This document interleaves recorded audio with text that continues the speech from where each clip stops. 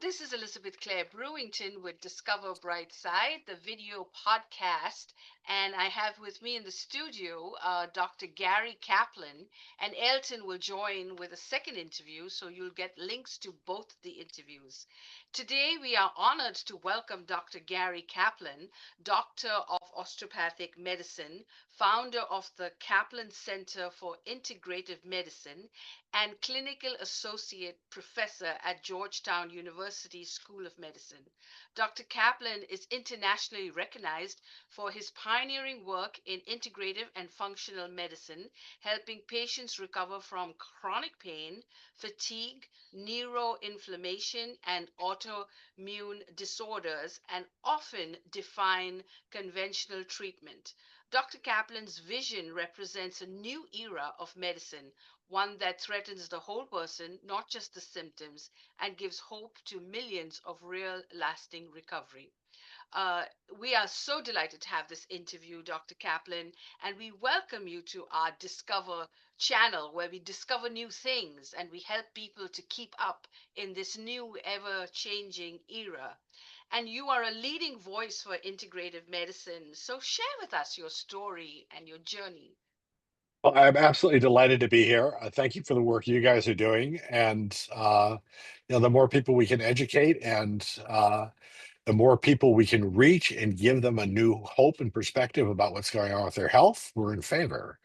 So, my own journey started back in medical school as I was realizing just how poorly we were managing a lot of chronic illness and a lot of chronic pain in particular. And so I began working on that. Thought I was going to be a neurologist originally, but neurology at that time was a bunch of congratulations, you have fill in the blank, Jakob Creutzfeldt, and we haven't a clue what to do about it, but now we know why you're losing your memory and you're going to die. So I decided not to do that, and I got involved instead with Norm Shealy and the American Holistic Medical Association. And that began a whole new education for me in terms of being exposed to Bernie Siegel, who'd been doing some groundbreaking work on cancer therapies and psychology.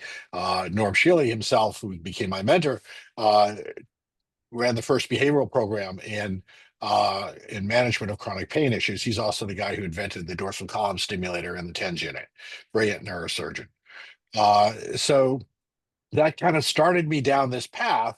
And then in 2000, approximately, my one of my academies. So I'm board in both pain medicine and family medicine. And one of my academies decided it would be a spiffy idea to start using opioids for chronic benign pain syndromes. And you know how that turned out, Yeah, exceptionally poorly.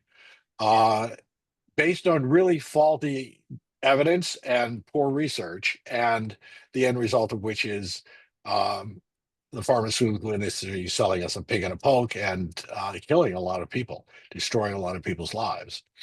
But I started, I was looking at that and I was bouncing back and forth between my patients looking at they were getting depressed or they were having chronic pain and back and forth and back and forth. And I said, something's wrong here. I don't understand. I don't understand.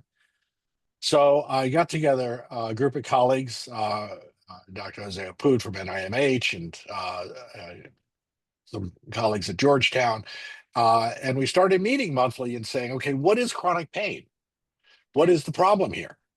And what came out of that was an understanding that chronic pain was ultimately a neuroinflammatory disease. And then what further came out of that was this understanding that some of the psychiatrists were talking about this thing called central sensitization in the brain. And the pain guys were talking about central sensitization in the spinal cord, not connecting the two. And it turns out they're very much connected. And then it was okay, so what is inflammation? Because inflammation is a great big thing in the body. There's lots of things that cause inflammation in the body. So inflammation gets caused by, in the large scheme of things, the innate and the adaptive immune system. So the innate immune system, which is what I wrote my first book on, looking at microglia in the central nervous system. Glial cells are the macrophages, the white cells, essentially, in the brain. They are life is easier. They're kind of the only real significant uh, inflammatory mediator of the cell. What they do, and you need inflammation. Inflammation is what keeps us alive. You need inflammation because what happens is damage occurs. These cells go into the area and they blow up all the damaged cells. Then their job is to turn off, go away. So think of it, you're going to renovate your house. Okay. The first thing you got to do is you got to do some demolition. So you do some demolition. You've had water damage to the house. You got to bring somebody in who cleans up all the wallboard and tears up the carpet and gets all that. That's the microglia. That's their job. Sometimes they get a little carried away with themselves. And so while they're repairing your living room, they look and they go, oh, maybe the dining room could use a facelift. And oh, maybe the kitchen could use a facelift. And they start tearing up all this other stuff. Well, all this other stuff is actually in your brain. So now what we see is this inflammatory process, this destructive process, which started off as life-saving, which has now become extremely damaging. So now you have this massive inflammatory process going on in the brain, in part mediated by microglia, and my book Total Recovery was devoted to all the research and looking at that. But then it became apparent, I started seeing kids who were struggling with Lyme disease and having some really bizarre behavioral problems. Uh, they would have uh, they would have these fits where they break down. They had pseudo seizures. They would suddenly become these from these sweet, charming kids to tearing up the house. And I had one kid did tens of thousands of damage to the house, and otherwise was a completely sweet, charming kid. They stopped. They had regressive behavior. They stopped being able to function in school and life. And as we worked with them, we were looking at Lyme disease, but it was like, what else is there? And the answer to that question was we were looking at a variation of PANS pandas, this pediatric acute neuropsychiatric onset problems, originally defined by Dr. Suedo as a result of strep, but the reality is it's a whole other bunch of infections. But what mediates this is not the infection, but the body's reaction to the infection, which was an immune response of the adaptive immune system. That's the acquired immune system. So these are the antibodies. And so that whole thing came into play. And now what happens is you have antibodies that were being made to the bug, but now you're having antibodies made to your brain. And so the brain itself is inflamed and beginning to be damaged. So we had these PANS pandas kids that we're looking at. And then as we continued our research and our understanding of this, it became a whole understanding that basically inflammation, inappropriate inflammation, was underlying a whole series of things, including cardiovascular disease, aging. Okay, Alzheimer's. Alzheimer's is now finally being recognized as a neuroinflammatory disease. And so for years, we had the wrong hypothesis looking at Alzheimer's as an amyloid disease. Amyloid is a consequence of the disease. The underlying disease is neuroinflammation. And that's what we should and are beginning finally to start focusing on. So all of this stuff came in, and then it became okay, what are the tools available to us to begin to explore, to begin to fix this thing? And the other question was, why is it that only some people go down this path and others don't? And the answer to the question is about 20%, 15, 20%, somewhere in there. So you get these kids who get PANS pandas. Well, obviously, not every kid who gets strep develops this problem. Ballpark, maybe 15%. Big number, by the way. Uh, if you're looking at post-COVID, by the way, it's same kind of numbers. And post-COVID comes along and says, wait a minute, this looks an awful like chronic fatigue syndrome. And I had the privilege of serving for 4 years at Health and Human Services on the advisory board for MACSF. And we just started to acknowledge the existence of that disease in 2018. 2018. That disease has been around forever. And it wasn't until 2018 that the people who had it were being believed that they had it. So we had this whole confluence of diseases of MACSF. We had fibromyalgia, these generalized pain syndromes. We had these kids with PANS pandas who, to this day, there's still a whole section of the community, the pediatric community in particular, who does not believe this exists. I just had a kid who was hospitalized. They just had a kid who was hospitalized at Children's Hospital where they said, well, something happened to you, but we don't know what it is. And we can't help you. And it's gone. It's not gone. Yeah, it's This still kid there. still, he still clearly has a Bartonella infection. Okay. And he's got antibodies to his brain. And it's like, but well, I don't like that testing. So they'll dismiss that. So the whole thing starts looking at inflammation. And inflammation is also the basis of what's going on with longevity. So now the question is, how do we approach inflammation? How to reduce inflammation in the body? Well, diet clearly makes a huge difference in making sure that we're eating healthy for us. That's Because right. what's good for me is not necessarily good for you. Second is the number, and let's back it up to the number one thing that predicts longevity is community. Okay. The number one surpasses everything else. If you have a strong community, if you have good friends, people you can talk to and rely on, that outstrips everything else in terms of predicting longevity. Next is exercise. Exercise is probably the single best anti-inflammatory for the body. So exercise, aerobic and anaerobic. So weights are extremely important also. Then we get into sleep, absolutely essential. 30% of the people in this country have insomnia and don't get adequate sleep. We did a whole program on sleep the other day. Um, but you need, if you're an adult, you need 7 to 8 hours of sleep a night. If you're a teenager, you need 9.5. And you'll show me the exact number of teenagers who are getting 9.5 hours of sleep a night. Probably close to zero. I know because they're on the computer. Yeah. On the computer, on with their friends, on with fill in the blank, but they ain't sleeping 9.5 hours a night, which they in fact should be by the science. They need that for you need sleep in order to detoxify your brain. So there's lots of things. And then, of course, we had already mentioned nutrition. Meditation is also another thing which can be extremely effective in terms of reducing inflammation in your body. So we started incorporating all of this stuff into the practice in terms of what we were doing and understanding it. And then you want to look at, okay, why is it some people's immune systems go haywire and others don't? Well, there's a group of people who are dealing with environmental toxins, mold toxicity, heavy metals, okay, pesticides. We just had a study come out that demonstrated if you live on a golf course, your risk of developing Parkinson's, a neuroinflammatory disease, is twice that of the average population.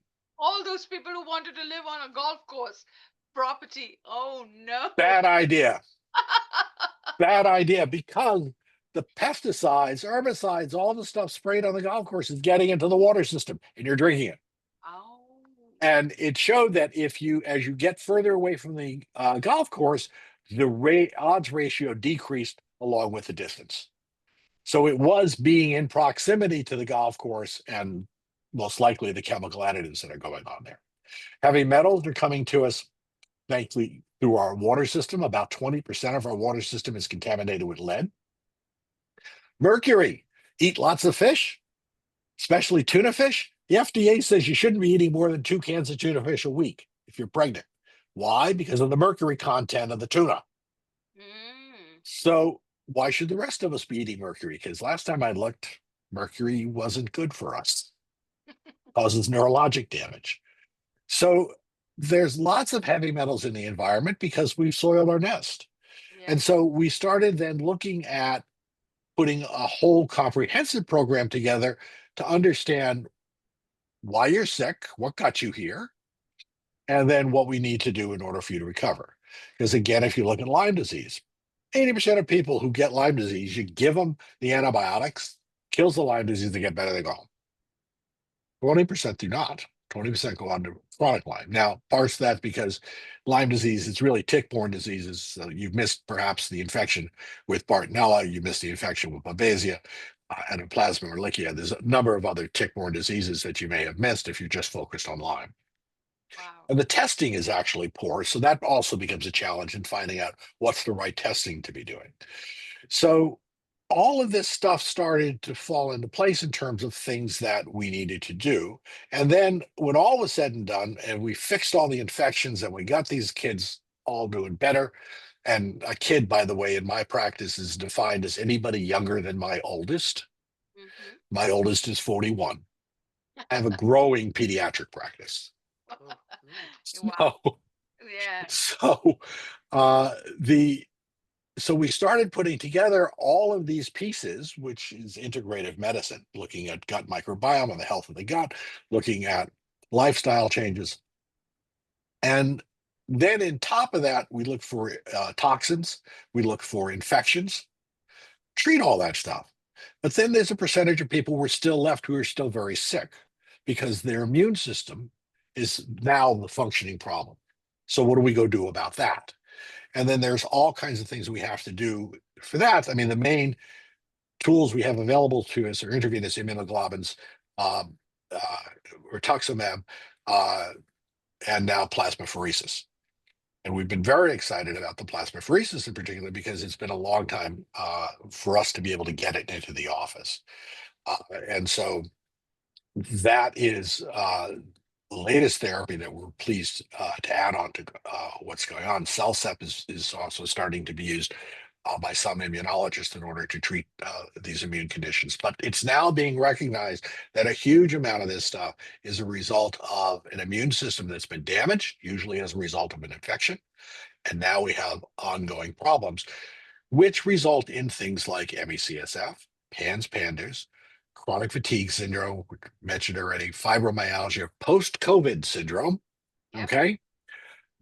Non-responsive depressions, people struggling with all these psychiatric disorders, many of them are because it's a bug that hasn't been identified and treated, and there's an immune dysfunction that's going along with it. So we take a whole different perspective in what we're doing with people, and we're looking at them, looking at, okay, what's inflamed, where where do we intervene, Yep. and how can we fix it? Hmm. And then that's through a combination of antibiotics, through herbal products, through supplements, through dietary changes, lifestyle changes. So there's lots we have to do in order to really return people to optimal health and keep them. Yep. And we're very fortunate because we live in North Carolina and integrative medicine is covered by some of the insurance companies. I've been doing integrative healthcare for, I think, 20 years now, and it has Outstanding. been a journey for people to understand it. So I'm really fascinated with your work. And I want to ask one more question before I bring Elton on, and that is for those who are interested in learning more about your work and more about your therapy, how can they reach you and how can they get access to this? And tell us a little bit about your ongoing research. So Kaplan Center for Integrative Medicine in McLean, Virginia, and kaplanclinic.com is our website. There's a lot of information on the website.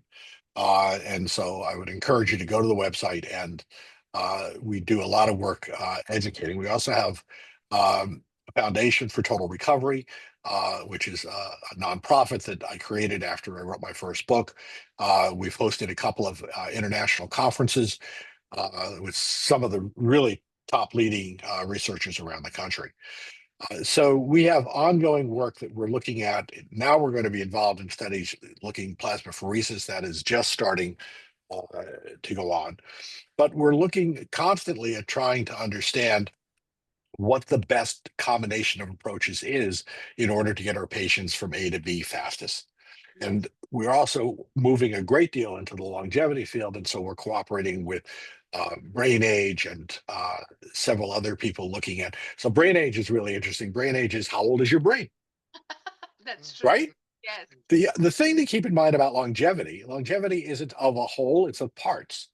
Because if you're 25 years old, but your heart is 50 years old because you have cardiomyopathy, you got a problem. Yep. Okay.